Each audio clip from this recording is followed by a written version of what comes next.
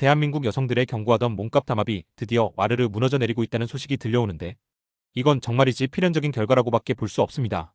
원래 여자가 자기보다 우월한 수컷을 갈망하는 건 하이퍼감이 본능이라고 해서 만국 공통의 자연스러운 현상이니 어느 정도는 이해할 수 있는 부분이기는 했습니다.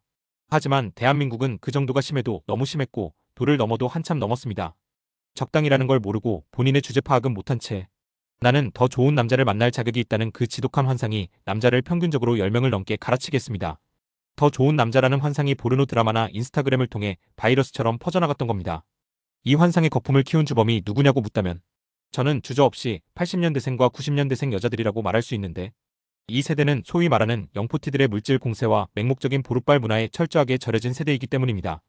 영포티 아재들이 어떻게든 한번 자보겠다고 쏟아부은 그 과도한 친절과 배려를 이 여자들은 자신의 순수한 가치라고 착각하게 되었고 그 결과 친절을 호의로 받아들이는 게 아니라 권리로 받아들이는 괴물 같은 자의식이 탄생해버린 겁니다. 드라마 속 여주인공처럼 대접받는 게 당연하고 남자는 무조건 져줘야 하고 돈은 남자가 다 써야 한다는 그 기형적인 사고방식이 바로 영포티가 남긴 끔찍한 흔적들입니다. 이 80년생 90년생 여자들은 자기들끼리 똘똘 뭉쳐서 서로를 띄워주는 기가 막힌 담합을 해왔는데 그게 바로 우리가 흔히 보던 여초 커뮤니티식 가스라이팅입니다. 언니는 더 좋은 남자 만날 수 있어라며 옆에서 부추기고 기준을 비현실적으로 높여놓으면서 아무도 저가에 매도하지 못하도록 시장 가격을 조작해왔던 겁니다.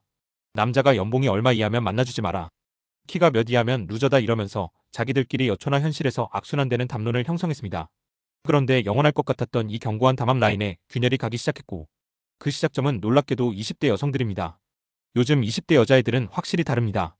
유튜브나 쇼츠를 보면서 연애랑 결혼 시장이 어떻게 돌아가는지 몸소 깨닫고 있고 소위 말하는 메타인지가 발달해버린 겁니다.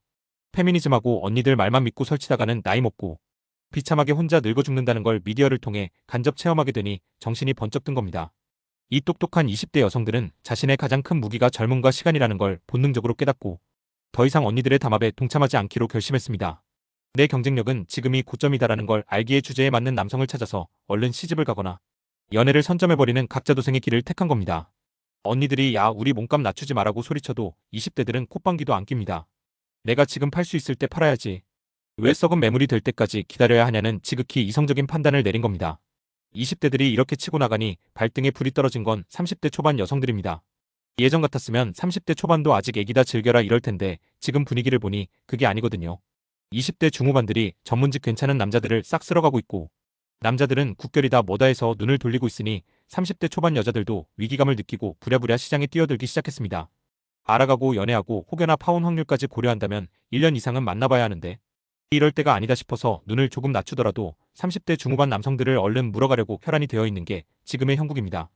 결국 가장 비참해진 건 누구냐 하면 바로 이 모든 사태를 관망하며 끝까지 담합을 주도했던 현재의 30대 중후반 이상의 여성들입니다.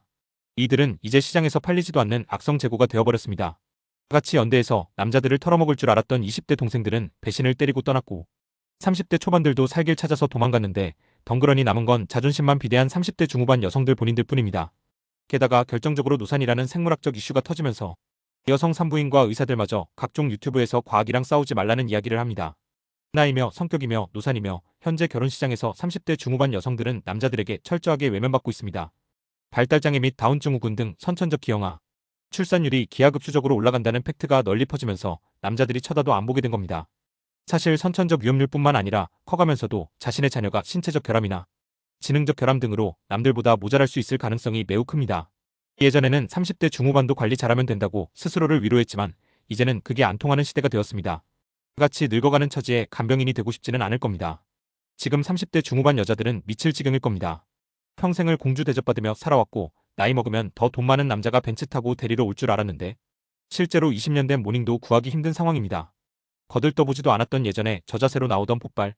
영포티 남자들도 카톡을 넘기다 보면 어떻게든 자신의 눈높이에 맞춰서 결혼을 했고 자녀들을 키우고 있습니다.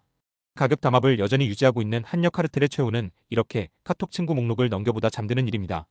높은 값을 받겠다고 콧대 세우며 버티다가 결국 시장 논리에 의해 철저하게 붕괴되고 있는 겁니다. 이제 와서 가격 좀 깎아줄게라고 해봐야 이미 버스는 떠났고 남자들은 더 이상 호구가 아닙니다.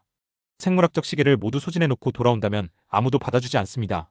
한국 남성들에게는 건강하고 우량채 아기를 생산할 수 있는 해외 여성들이 지금 한국으로 오고 싶다며 한국에서 살고 싶다고 합니다.